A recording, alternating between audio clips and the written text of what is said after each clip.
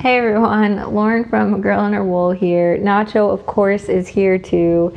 And we are going to be doing another Finished Object Friday post, a Faux Friday post, and I am excited to talk all about my recent finished object.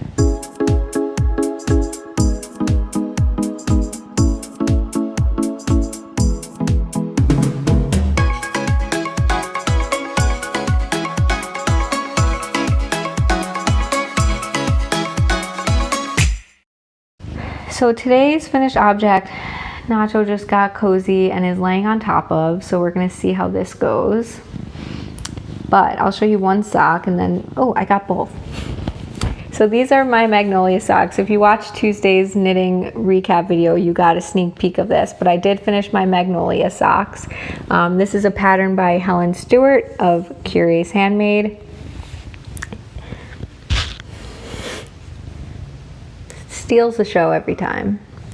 So this is a pattern by Helen Stewart. It was part of the Handmade Sock Society season 1, and I bought that collection. I've talked about it before because I've knit a bunch of the socks, but I bought that collection as a pre-order, so before you kind of knew what the patterns looked like, and I've slowly been knitting through all of them, and at this point I have knit 5 out of the 6 patterns, and I have no intention of knitting the 6th that I haven't knit on, so I am finished in terms of knitting that collection, but I definitely will go back and knit some again. The Red Robin socks in particular, I know I'm going to be knitting up in the future. But anyway, I knit these socks out of my hand-dyed yarn. This is A Girl and Her Wool on the BFL sock base, which is a 80% superwash BFL, 20% nylon mix. It's a high twist 2-ply base, and the color is Golden Hour. So it's a golden brown yellow tonal color. And yeah, it originally started as part of my Golden Hour kind of collection, my rose gold collection, and it is what it is. So the ends are woven in, these are blocked, I just didn't trim the ends yet, but this is the pattern, and you can see there's a cable, 2 cables on the outside, there's a lace pattern on the inside, and then again the cabled patterns on the outside. I knit my socks toe up. I've talked about this before. This is a cuff down pattern. So what I do is I knit the sock or the toe, and then I just start on row 1 of the pattern. And so if you knit the sock according to pattern, your cuff would be here and the pattern would go down the leg like that. Instead, mine goes down the leg upside down. And if anybody cares, that's fine. It does not bother me that this pattern is technically upside down. Number 1, it's socks, and number 2, I don't think it has to go a certain way. So anyway, I knit it toe up. I didn't follow the heel in the pattern. I don't know what heel she does. I do a fish lips kiss heel, and then I pick up with the pattern and just continue going up the top. And I did a 2x2 rib, and then I always use the very pink stretchy bind off for my socks.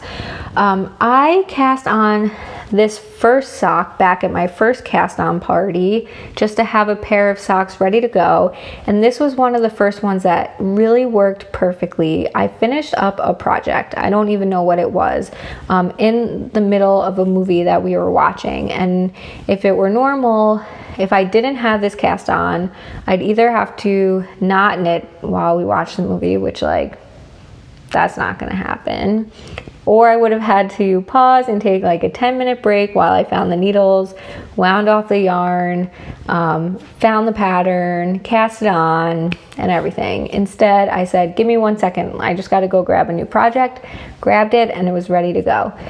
So that really worked out perfectly. So I ended up, this sock was cast on, but then I ended up knitting it without necessarily planning to. Again, I finished a project and this one was ready to go, so I worked on it.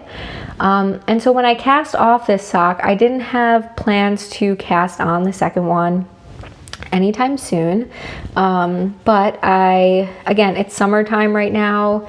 I don't need the socks, and I don't necessarily have the sock mojo.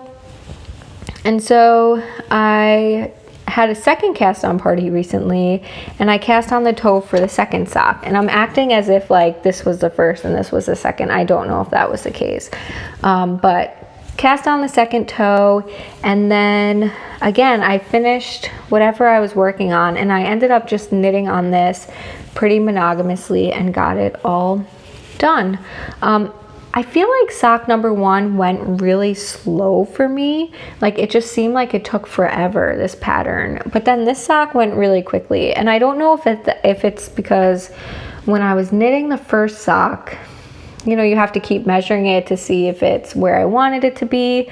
Whereas this one, I kind of knew, oh, I have 4 repeats left, 3 repeats left, 2. So I kind of like knew how much longer. But anyway, I do my socks on size 1 needles. I did this on my DPNs, or size 0 needles on my DPNs, and I do 52 stitches around. The pattern is a 28 stitch repeat, which 52 stitches, I have 26 on each. So I just move 2 stitches from the back to the front. That gives me the 28. I can still keep my 52 around. And then I increase right before the heel. So maybe like an inch before the heel, I increase to 56. Do the heel and then decrease it back down, and then go up the top. Sometimes I don't think I always decrease it back down just because my legs get wider, but my BFL sock base is a thicker base, and I found that the first pair of socks I did out of it were a little too big on me, so I did decrease them back down and kept it to the 52 all the way around. I think in the future, I think they're good width-wise with the 52, but I think they're just a little too long. But anyway, they're good. And especially, I don't know that I will keep them to wear or if they will be shop samples, because this is my yarn. So I don't know. Maybe I need to knit a third one, keep one as the shop sample, and then use the other 2 for myself. So that is it with these. If you don't know Helen's patterns, she has like a check percentage system. So after each certain number of rows or whatever, you kind of know where you're at in the pattern, which is nice. Again, I don't follow it. I just take sock patterns for the stitch pattern. I don't actually follow the toe, the heel, the number of rows to do. I kind of do my own thing from there. But if you like having step-by-step, Helen Stewart's patterns are like that. Every single row is written out. You can check off each row as you do it, and you get that percentage system to know when you're getting close to the end, which is really nice. So that is that with those socks. I did enjoy doing that sock, so we'll see where I get with them.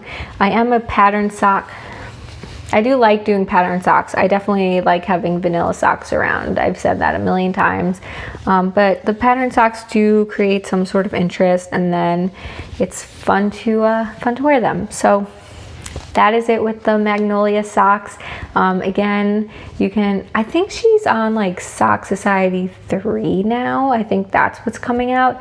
And she does do them pre-orders, and then after the book is released, so you kind of pre-order, you don't know the patterns but when you buy it, and then she releases them one at a time, and then after that you can buy them, the patterns, individually. I know in Handmade Sock Society too, there are socks that I want to knit, so I'm definitely going to go check those out.